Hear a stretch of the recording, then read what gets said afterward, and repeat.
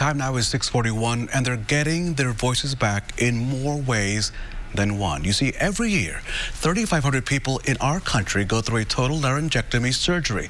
And that's when doctors remove a patient's voice box after a head or neck cancer diagnosis. It results in a major physical change, and it can have lasting impacts on one's overall quality of life.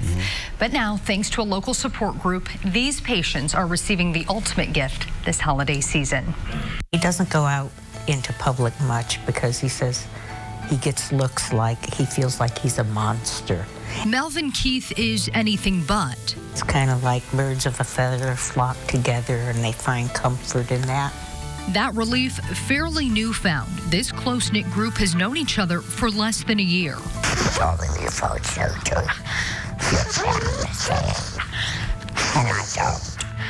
That was just one reason Mike Congleton, along with speech-language pathologist Caitlin Pennington, realized they needed more than one-on-one rehabilitation.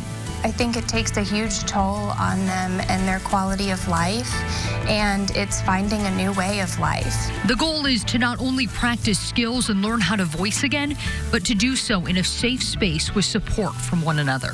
I really expected to be very depressed right this year, but because I had this to look forward to, I'm trooping on.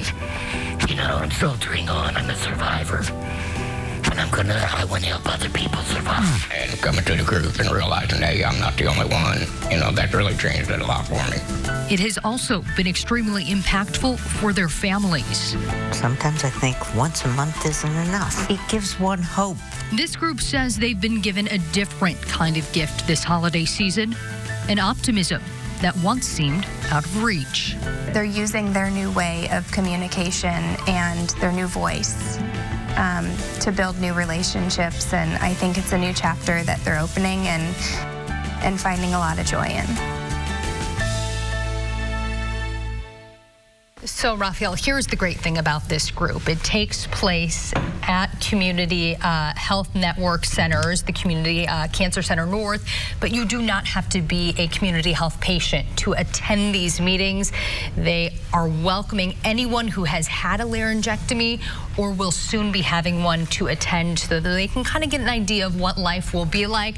And I have put all the information on the IndyChannel.com so you can reach out to Caitlin there and learn more about when their next meeting will be. So you kept the story from me last week, and everyone else saw it. And I just want to tell you how joyful it is to watch when people come together and they think they're the only ones, and then when they find that there's strength in numbers. Right. And to watch all those people be so courageous, because what they did this morning to go on television was powerful. And so I just want to thank you for that, because I'm like, wow. Right. Well, and it's really incredible. It's something, especially you and I take for granted our voices. Yeah. And when you lose something like that, that you've had your entire life, and suddenly your world is turned upside down, and you can't even tell your spouse that you love them, or, you know, your grandkids Merry Christmas. It's really life altering. So this group was really, really inspiring. And I think this holiday season, it gives all of us something to be very, very grateful for. So, good job, storyteller. Thank you. Thank you very much. That was a great